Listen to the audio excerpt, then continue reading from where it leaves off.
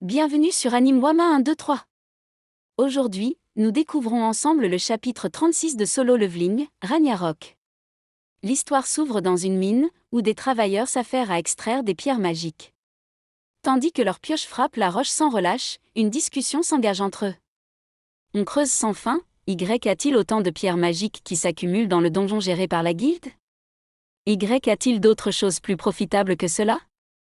Un autre mineur intervient, remarquant une présence inhabituelle parmi eux. Et puis, tu as vu qu'il y avait un chasseur de rang E parmi les mineurs aujourd'hui?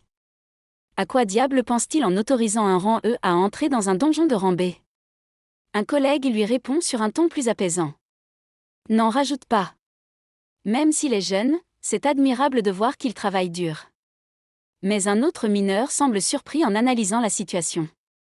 Hein? Attends. Ce débutant a été assigné à l'entrée sécurisée du donjon. À ta demande? Tu as l'esprit vif. Moi, je suis toujours affecté en première ligne. Leur discussion continue tandis qu'ils planifient la suite de leur travail. Quand j'ai regardé, il m'a semblé qu'il y en aurait assez pour 4 chariots. Alors allons aider les autres quand on aura fini. T'es vraiment trop gentil pour ton bien, chef. Pendant ce temps, Suo est en compagnie de démons, dont Beru, qui remarque une présence inhabituelle. Jeune maître, le niveau de puissance magique de ce type est. Suo acquiesce, ressentant lui aussi cette énergie étrange. Je trouve aussi. J'ai l'impression que mon niveau de sensibilité sensorielle a augmenté. Il se remémore une précédente rencontre dans un donjon pyramidal. Randolph. Que j'ai rencontré dans ce donjon? Si je me souviens bien, il était de rang A. Suo réfléchit alors aux intentions de l'association des chasseurs. J'ai entendu dire que l'association des chasseurs avait demandé à la guilde des faucheurs de se lancer dans une attaque de donjon de type ouvert. Je pensais qu'il devait y avoir une raison, donc j'ai postulé pour être mineur. Son regard se durcit. L'association a-t-elle également découvert quelque chose au sujet de la poussière d'étoiles? Si elle s'intéresse à l'Iminsin, il va devenir difficile d'obtenir des informations sur l'apôtre des Itarim auprès de lui. Un démon surgit, affirmant une information cruciale. L'apôtre vise le masque noir, mais masque noir vise-t-il également l'apôtre? Puis, d'un ton menaçant, il poursuit. Tu vas bientôt le découvrir, car j'ai l'intention d'offrir ton corps à l'apôtre sous forme de chair à pâté. Tant que tu seras emprisonné dans mes tentacules, tu ne pourras pas échapper à mon pouvoir écrasant. Suo, malgré la menace, reste impassible. Un pouvoir écrasant? Il repense alors à son entraînement avec Amu. C'est incroyable. Je n'aurais jamais pensé qu'il accomplirait mon entraînement par lui-même, en seulement 5 jours. Votre corps est définitivement devenu plus fort, jeune maître. Suo sourit légèrement avant de s'écrouler sous la fatigue. Mettre tous les points de statistiques reçus en récompense de la quête quotidienne valait le coup, rien que pour la force, et je n'aurais jamais pensé avoir une compétence qui augmenterait ma force. Amu le regarde avec admiration. Je peux vous l'assurer. Le jeune maître est l'humain le plus fort que j'ai jamais vu. De retour au combat, Suo se libère soudainement des tentacules du démon, qui reste incrédule. Impossible. Suo s'approche lentement de lui, son regard glacé. Je vais te poser à nouveau la question. Où est l'apôtre des Itarim?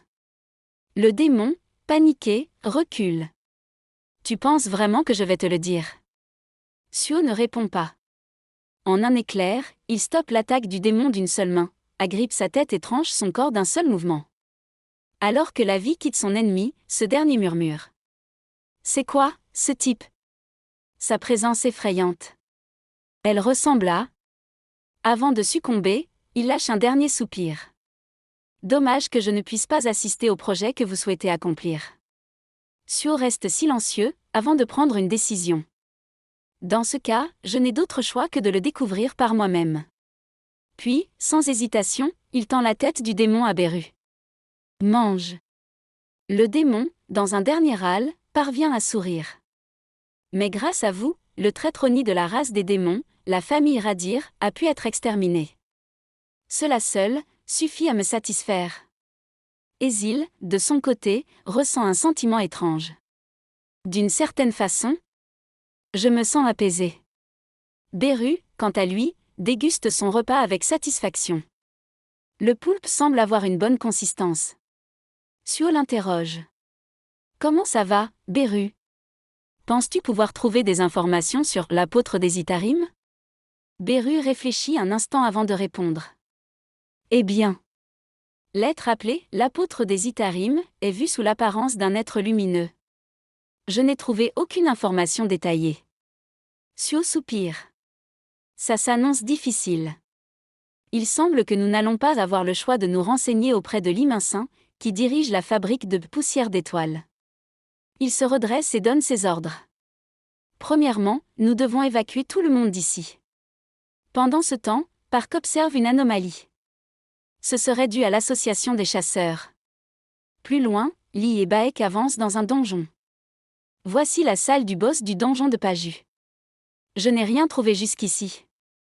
Paju n'était-il pas l'endroit où était produite la poussière d'étoiles? Mais Park, lui, a préparé un piège pour Lee. Toi. Qu'est-ce que... Il lui adresse un sourire inquiétant. Ne te l'ai-je pas dit quand nous en avons discuté? Je t'ai dit que je transformerais tous les chasseurs de ce groupe en croyants. Sous les yeux horrifiés de Lee, la pierre fusionne avec son corps. Selon la volonté de l'absolu. Park affiche un sourire satisfait. Bien, maintenant. Passons à la suite. La suite dans un prochain épisode sur Anime Wama 1, 2, 3.